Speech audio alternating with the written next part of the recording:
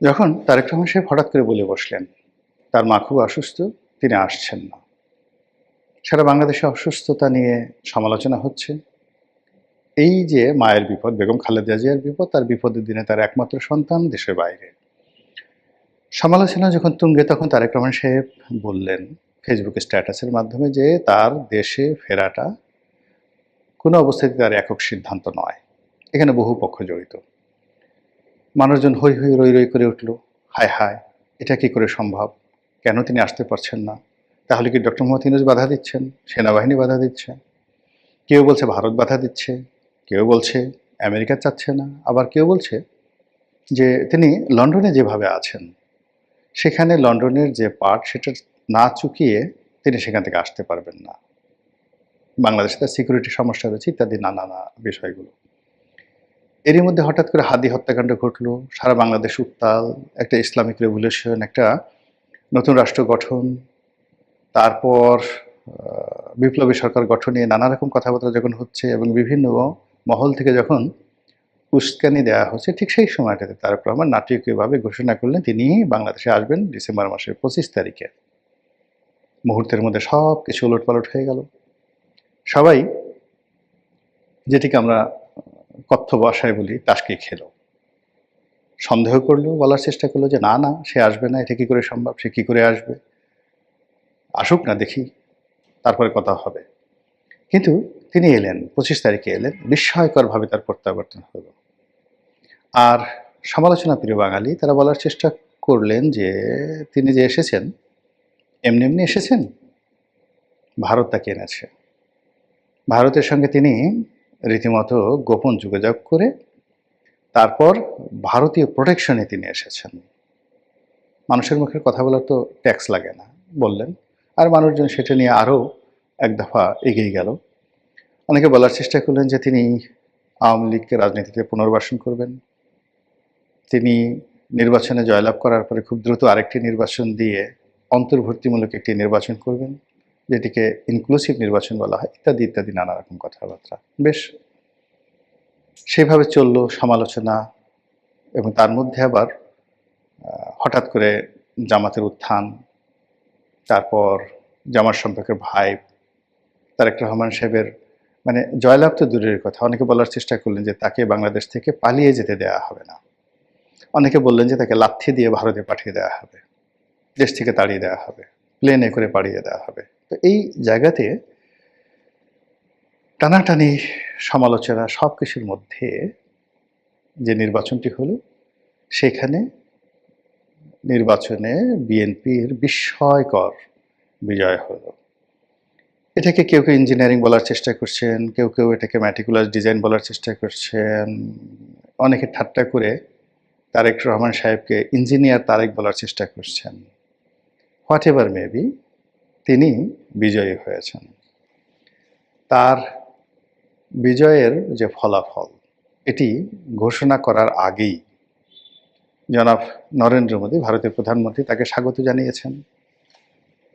তিনি শপথ গ্রহণ করার আগেই ইন্টারন্যাশনাল টাইম ম্যাগাজিন তাকে নিয়ে আবার রিপোর্ট করেছে, এবং এইবার 180 ডিগ্রি অ্যাঙ্গেল, অর্থাৎ আগেরবার টাইম ম্যাগাজিন যে রিপোর্ট করেছিল সেই রিপোর্টে তারেক রহমান সাহেবকে নেতিবাচকভাবে উপস্থাপন করা হয়েছিল। কিন্তু এইবার তাকে প্রভাবশালী, তিনি দক্ষিণ এশিয়ার, দক্ষিণ পূর্ব এশিয়া না, পুরো দক্ষিণ Asia including Thailand, Myanmar, Malaysia, মানে এই অঞ্চল যে রেজিয়ন দক্ষিণ এশিয়া, এই দক্ষিণ এশিয়ার রাজনীতিতে কতটা প্রভাবশালী হতে চলেছেন, কতটা পাওয়ারফুল হতে চলেছেন, সেই বিষয়ে ইন্টারন্যাশনাল টাইম ম্যাগাজিন একটা ফোরকাস্ট দিয়েছে। এটা ওরা করেছে ফাজলামো করে। এই কারণ হলো যে তাকে ধাক্কা মেরে এশিয়ার বা দক্ষিণ এশিয়ার গুরুত্বপূর্ণ নেতা হিসেবে সামনে ঠেলে দেওয়া মানে মালয়েশিয়া, সিঙ্গাপুর, ইন্দোনেশিয়া, মানে ফার ইস্ট যে কান্ট্রিগুলো রয়েছে, তারপর ভারত, পাকিস্তান, এই দেশের যে সকল সরকার প্রধান রয়েছে তাদের সঙ্গে তার একটা মনস্তাত্ত্বিক সংঘাত এই পশ্চিমারা শুরু করে দিল এই রিপোর্টটার মাধ্যমে। এটি আমি বলবো এক ধরনের মারাত্মক ফাজলামো। এনিওয়ে, যেটা বলছিলাম যে নরেন্দ্র মোদী তাকে অভ্যর্থনা জানিয়েছেন, আর এখন 18 তারিখে, আমি এই ভিডিও করছি 14 তারিখে। তো 18 তারিখে সেই নতুন সরকারের শপথ হতে পারে, মন্ত্রিপরিষদের শপথ হতে পারে, এভাবে খবর প্রকাশিত হয়েছে। রাষ্ট্রপতি শপথ বাক্য পাঠ করাবেন। এখন জোর কথাবার্তা হচ্ছে যে এই শপথ অনুষ্ঠানে স্বয়ং নরেন্দ্র মোদী উপস্থিত থাকতে পারেন, তাকে দাওয়াত জানানো হতে পারে, অথবা তিনি নিজে আগ্রহী হয়ে থাকতে পারেন। আর তাই যদি হয়, তাহলে তিনি কি তার বহিন নরেন্দ্র মোদী, তার যে বোন শেখ হাসিনাকে নিয়ে আসবেন? অথবা তারেক রহমান সাহেবের সঙ্গে তিনি যে নতুন ডিপ্লোম্যাসি শুরু করেছেন, সেই ডিপ্লোম্যাসি থেকে তার কি কন্ডিশন থাকবে যে বাংলাদেশে আওয়ামী লীগের রাজনীতি এস্টাবলিশ করতে হবে, শেখ হাসিনাকে ফিরিয়ে নিতে হবে, এবং আওয়ামী লীগের নেতাকর্মীদের উপর যে জুলুম অত্যাচার চলছে আর ভারতে যারা প্রশ্রয় আছেন তাদেরকে বাংলাদেশে পুনর্বাসিত করতে হবে, এই কথা কি তিনি বলবেন? নাকি আওয়ামী লীগকে ভুলে গিয়ে বিএনপির সঙ্গে তারা একটি চমৎকার সম্পর্ক গড়ে তুলবেন? দুটো সম্ভাবনাই প্রবল, 50-50। এর কারণ হলো, নরেন্দ্র মোদীর সঙ্গে শেখ হাসিনা এবং আওয়ামী লীগের যে সম্পর্ক, এটি কেবলমাত্র দল বা ব্যক্তিগত পর্যায়ে নয়। এই সম্পর্কটি ভারতীয় রাজনীতির রন্ধ্রে রন্ধ্রে ঢুকে গেছে সিন্স 1965। 65 সন থেকে বঙ্গবন্ধুর সঙ্গে তাদের যে সম্পর্ক, তার প্রেক্ষিতে আগরতলা ষড়যন্ত্র মামলা, মহান মুক্তিযুদ্ধ এবং 75-এর 15 আগস্ট পরে আওয়ামী লীগকে আশ্রয় দেওয়া, আবার 11-এর পরে আওয়ামী লীগকে ক্ষমতা আনা থেকে শুরু করে 14, 18, 24-এ নির্বাচনে নির্লজ্জভাবে আওয়ামী লীগকে পুনর্বাসন করার ক্ষেত্রে ভারত যে ভূমিকা দেখিয়েছে, এটি বিরল। কাজেই আওয়ামী লীগের সঙ্গে তাদের একটা হরিহরাত্মা। ভারতের মিডিয়া, ভারতের সংবাদপত্র, ভারতের প্রেস ক্লাব, ভারতের সেনাবাহিনী, বুদ্ধিজীবী আওয়ামী লীগের নামে পাগল। কাজেই সেই আওয়ামী লীগকে বাদ দিয়ে তারা বিএনপির সঙ্গে সম্পর্ক করবে না, এটা স্বাভাবিক।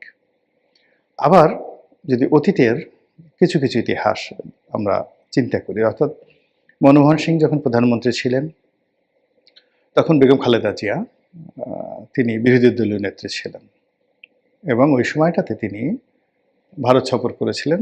শামসের মুবিন চৌধুরীর এই পুরো বিষয়টি তিনি দেখভাল করেছেন, পররাষ্ট্র বিষয়টি। তো তখন যেটা হলো যে ভারত বেগম খালেদা জিয়াকে গ্র্যান্ড রিসিপশন দিয়েছিল, জাস্ট লাইক এ প্রধানমন্ত্রী। বাংলাদেশের প্রধানমন্ত্রী, আবার যেন তেন প্রধানমন্ত্রী নয়। নর্মালি কোনো দেশের প্রধানমন্ত্রী যখন ভারতে যায়, তখন প্রতিমন্ত্রী বা মন্ত্রী পর্যায়ের কোনো কর্মকর্তা এয়ারপোর্টে তাকে রিসিভ করেন, কিন্তু স্বয়ং প্রধানমন্ত্রী মনমোহন সিং বেগম খালেদা জিয়াকে এয়ারপোর্টে রিসিভ করতে এসেছিলেন। এর কারণ ছিল যে ওই সময়টিতে আওয়ামী লীগের ব্যাপারে ভারত আসলে বিরক্ত হয়ে পড়েছিলেন। ভারতের সঙ্গে বিভিন্ন সময়, একটা সময় বঙ্গবন্ধুরও সম্পর্ক খারাপ হয়ে যায়। আর ভারত আওয়ামী লীগের বিকল্প বহুবার চেষ্টা করেছে, জাতীয় পার্টি, জামাত, বিএনপি সবার সঙ্গে সম্পর্ক করার চেষ্টা করেছে, কিন্তু লং রানে একটা, দুটো, তিনটে, চারটা, পাঁচটা মিটিং হয়েছে, কিন্তু আওয়ামী লীগের সঙ্গে তাদের যে অ্যাডাপশনটা হয়, সেই অ্যাডাপশনটা আসলে অন্য দলের সঙ্গে তারা পারেনি। তো সেই ক্ষেত্রে অতীতে যেভাবে তারা বিএনপির সঙ্গে সম্পর্ক করার চেষ্টা করেছে, আবার এই জমানাতে নতুন করে তারা আওয়ামী লীগকে বাদ দিয়ে বিএনপির সঙ্গে একটা নতুন এরা তৈরি করতে পারে, এটা অস্বাভাবিক কোনো কিছু নয়। কিন্তু সমস্যা হচ্ছে যে বাংলাদেশে ভারত বিরোধিতা প্রবল। যে কোনো অছিলায়, যে কোনো ফর্মে যখন নরেন্দ্র মোদীর সঙ্গে তারেক রহমান সাহেবের যোগাযোগ হবে, ভারতীয় কর্তা ব্যক্তিরা যে কোনো অছিলায় বাংলাদেশে ঘন ঘন আসা শুরু করবে, আর সেটা নিয়ে জামাত, এনসিপি এবং তাদের যারা সমর্থক গোষ্ঠী রয়েছেন, তারা যেভাবে বগল বাজাবে, যেভাবে প্রচারণা চালাবে, তাতে করে তারেক রহমান সাহেব এবং বিএনপির জন্য মানে এত সমস্যা তৈরি হবে, সেই সমস্যাগুলো তারা মোকাবেলা করতে পারবে না। আর সেই ফাঁকে দেখা গেল যে ভারত সেই তারেক রহমান সাহেবের যারা বিরোধী পক্ষ আছে, তাদের সাথে সম্পর্ক বা সমঝোতা করার চেষ্টা করবে, এবং একই সঙ্গে আওয়ামী লীগের প্রতি আবার ঝুঁকে পড়বে, এবং আওয়ামী লীগ যেন আন্দোলন করে, লড়াই করে, সংগ্রাম করে তারেক রহমান সাহেবকে ক্ষমতা থেকে উচ্ছেদ করতে পারে বা নিজেরা ক্ষমতা লাভ করতে পারে। সেই জন্য ভারত তাদেরকে লজিস্টিক সাপোর্ট দেওয়া শুরু করবে, যেটা এখনো পর্যন্ত তাদেরকে সেই লজিস্টিক সাপোর্ট দেয়নি। এর কারণ হলো ভারত চাচ্ছে যে বাংলাদেশে একটি গণতান্ত্রিক বিধি ব্যবস্থা চালু হোক এবং গণতান্ত্রিক সরকারের সঙ্গে তারা তাদের ইচ্ছা, আশা, আকাঙ্ক্ষা, তাদের পলিসি নিয়ে তারা আবার আলোচনায় বসবেন তারা। যদি ইতিবাচক হয় ভালো কথা, আর যদি নেতিবাচক হয় তখন তারা আওয়ামী লীগের মাধ্যমে নেতিবাচক কর্মকাণ্ড তারা করার জন্য ১০ পায়ে দাঁড়িয়ে আছে। তো যার জন্য সামনের যে ৩-৪ মাস সময়, সেই ৩-৪ মাস সময়টি জনাব তারেক রহমান সাহেবের জন্য, ভারতের জন্য, শেখ হাসিনার জন্য অত্যন্ত গুরুত্বপূর্ণ, সংকটাপূর্ণ এবং কৌশলগতভাবে তকদির বদলকারী সময়, কোর্স অফ অ্যাকশন। এবং এটা কেবলমাত্র বাংলাদেশ নয়, বাংলাদেশ ভারত, বাংলাদেশ পাকিস্তান, বাংলাদেশ আমেরিকার সম্পর্ক একটা শেইবে চলে আসবে আগামী ৩ থেকে ৪ মাসের মধ্যে। মহান আল্লাহ আমাদের সবাইকে হেদায়েত দান করুন এবং হেফাজত করুন। আসসালামু আলাইকুম ওয়া রাহমাতুল্লাহি ওয়া বারাকাতুহু।